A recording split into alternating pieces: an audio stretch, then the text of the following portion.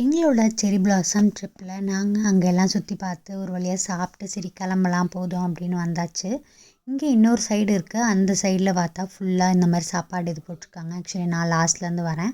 First இருந்தது bathroom, அதுக்கப்புறமேட்டுக்கு இங்கே வந்து பாத்ரூம்ஸ்லாம் வந்து நம்ம பே பண்ணி தான் வந்து போகணும். ஃப்ரீ கிடையாதுங்க எதுவுமே. ஸோ அதுக்கப்புறம் அப்படியே ஒரு ஒரு வழியாக எல்லாமே வந்து நிறைய கடை போட்டிருந்தாங்க. அதாவது இங்கே வந்து இவங்க பீப்புள் மட்டும் இருக்க மாட்டாங்களே, நிறைய கண்ட்ரீஸ்லேருந்து வந்திருப்பாங்க. லைக் நம்ம இண்டியன்ஸ் இந்த மாதிரி நிறையா ஜாப்பனீஸு பார்த்திங்கன்னா தெரியும், ஜப்பான்ஸ் கடை அந்த மாதிரி வந்து எல்லாருமே இருப்பாங்கங்கிறனால எல்லா கண்ட்ரியான இதுக்கும் வந்து போட்டிருக்காங்க. ஸோ அதுக்காக இந்தியன் நம்ம தனியாக போடல. பட் ஸ்டில் அவங்க வந்து இந்த மாதிரி மற்ற கண்ட்ரீஸ்க்கு இருக்கவங்களும் செப்பரேட்டாக அப்படியே போட்டிருக்காங்க.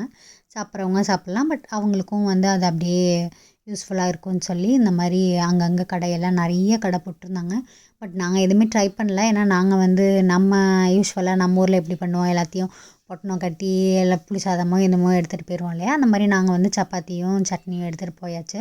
அதனால் நாங்கள் அங்கேயே உட்காந்து சாப்பிட்டுட்டோம். கிளம்பலாம் அப்படிங்கிறப்ப தான் சரி இந்த சைடு என்ன இருக்குதுன்னு வந்து பார்க்குறப்போ தான் இங்கே வந்து இந்த மாதிரிலாம் இருந்ததுன்னு தெரிஞ்சது.